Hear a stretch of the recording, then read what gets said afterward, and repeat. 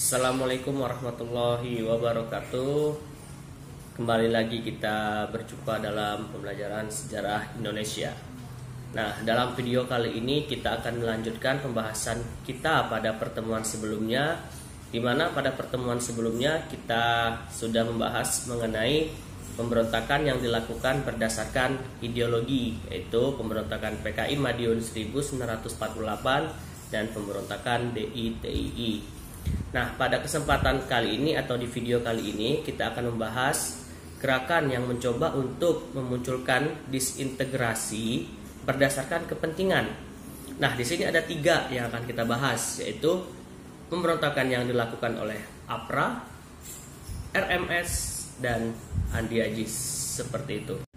Oke, kita masuk ke gerakan yang pertama, yaitu gerakan APRA atau singkatan dari Angkatan Perang Ratu Adil. Nah, gerakan ini dimulai sejak tanggal 23 Januari 1950. Gerakan ini dipimpin oleh seorang yang berkebangsaan Belanda yang bernama Raymond Westerling. Jika dilihat dari latar belakang Raymond Westerling sendiri, sangat tidak baik di Indonesia. Kenapa? Karena sebelum menjadi pemimpin dari gerakan APRA, Raymond Westerling ini merupakan mantan pasukan khusus Belanda dan juga pernah terlibat pembantaian massal di Makassar atau genosida ya. Dimana pada saat itu Belanda meminta Westerling untuk menguasai Makassar pasca Indonesia merdeka tahun 1945. Nah, dalam gerakan APRA yang didirikan oleh Westerling ini, dia dibantu oleh Sultan Hamid II yang merupakan orang yang merancang lambang negara Indonesia, yaitu lambang Garuda, seperti itu. Latar belakang dari gerakan APRA itu adalah yang pertama, untuk mempertahankan negara Pasundan. Ya, jelas Westerling ingin mempertahankan negara Pasundan karena Westerling basis gerakannya itu berada di Jawa Barat. Sedangkan sesuai dengan perjanjian konferensi meja bundar, Belanda harus mengakui kedaulatan Negara Kesatuan Republik Indonesia. Otomatis Jawa Barat kembali lagi menjadi wilayah atau bagian dari NKRI. Nah, Westerling ingin mempertahankan Jawa Barat agar tetap menjadi negara bagian seperti zaman sebelumnya atau RIS tadi, seperti itu. Nah, yang kedua, alasan dari gerakan APRA ini adalah Westerling ingin bahwasannya tentara APRA lah yang menjadi tentara di Jawa Barat. Jadi tidak ada TNI yang boleh masuk ke sana, seperti itu. Biarkanlah tentara APRA yang menjaga Jawa Barat, seperti itu. Nah, itu latar belakang dari terjadinya gerakan APRA. Nah, jalannya pemberontakan atau gerakan APRA itu sendiri di Jawa Barat dimulai ketika Westerling menguasai kota Bandung. Dalam usahanya untuk menguasai kota Bandung, Westerling ini harus berhadapan dengan divisi Siliwangi. Nah,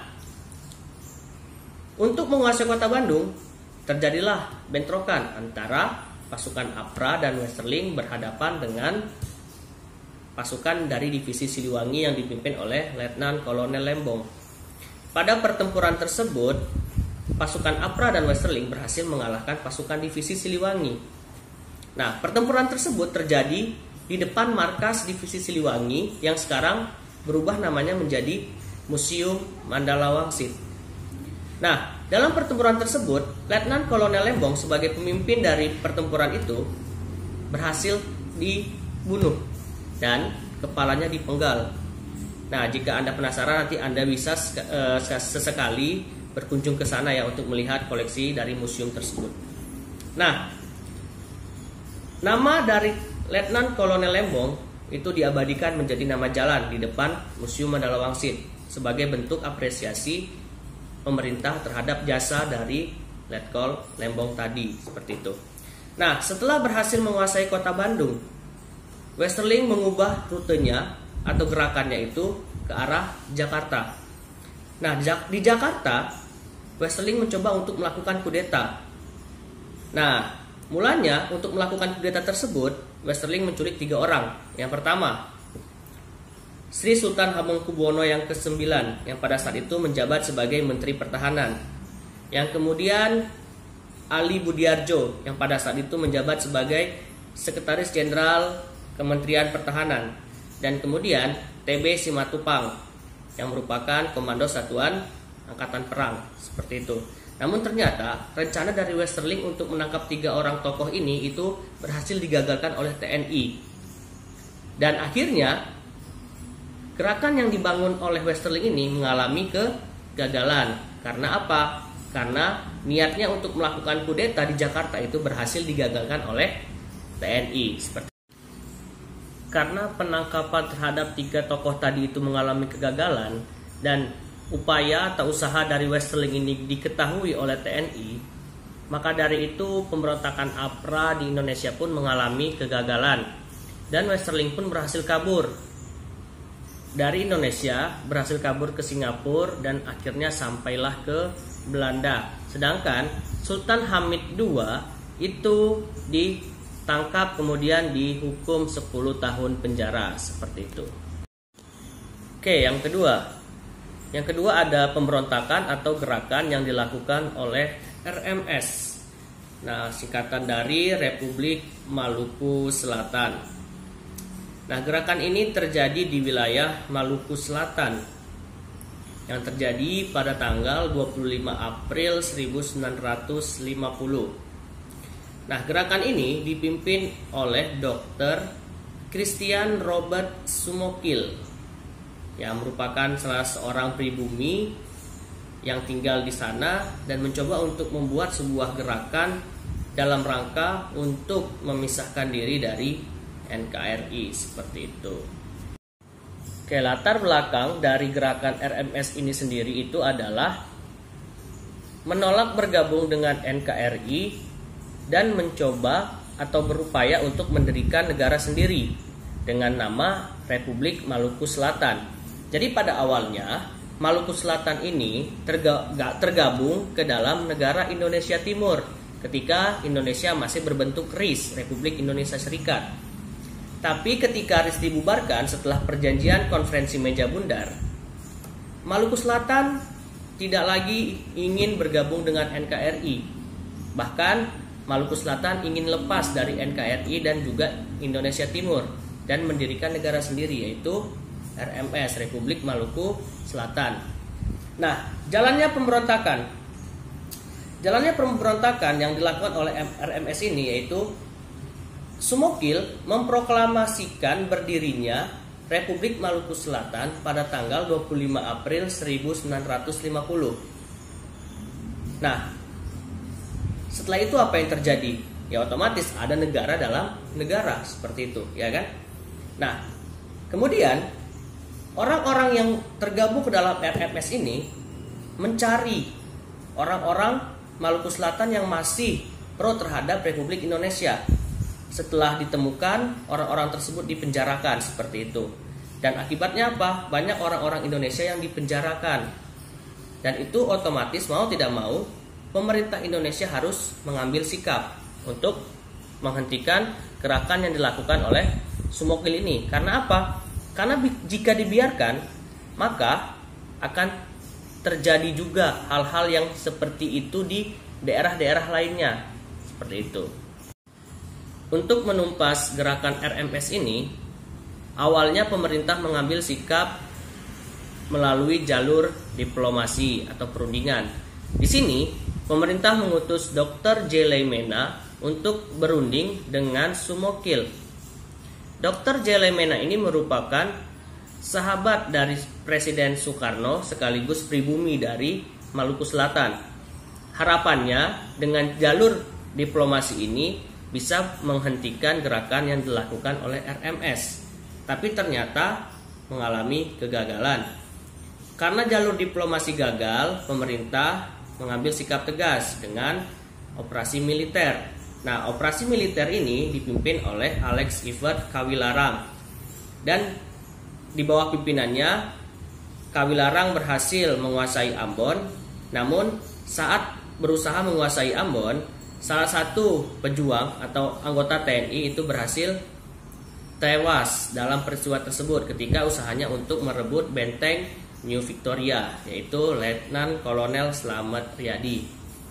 Kemudian operasi militer ini pun berhasil menangkap Sumokil, dan sesuai dalam sidang mahkamah militer luar biasa, Sumokil itu dihukum mati. Seperti itu ya. Nah, yang ketiga adalah pemberontakan yang dilakukan oleh Andi Ajis. Gerakan yang dilakukan oleh Andi Ajis ini berpusat di Sulawesi Selatan, tepatnya di kota Ujung Pandang, pada tanggal 5 April 1950. Nah, gerakan ini dipimpin oleh Andi Ajis sendiri yang merupakan seorang tentara bekas KNIL ya. Nah, latar belakang dari gerakan Andi Ajis ini adalah menolak tentara APRIS yang masuk ke Sulawesi Selatan. Nah, jadi Andi Ajis ini ingin untuk wilayah Sulawesi Selatan menjadi tanggung jawab dari Andi Ajis beserta pasukannya yang dulunya bekas tentara KNIL. Jadi tentara APRIS tidak boleh ikut campur dalam urusan pertahanan keamanan di sana. Tapi kenyataannya pemerintah tetap mengirim pasukan APRIS ke daerah Sulawesi Selatan. Nah, itu yang membuat Andi Ajis itu merasa tidak terima, padahal dia sudah menawarkan diri untuk menjaga pertahanan dan keamanan di daerah tersebut. Seperti itu. Nah, kemudian akibatnya apa? Andi Ajis menjadi salah satu orang yang ingin mempertahankan negara Indonesia Timur tidak bergabung ke dalam NKRI. Seperti itu.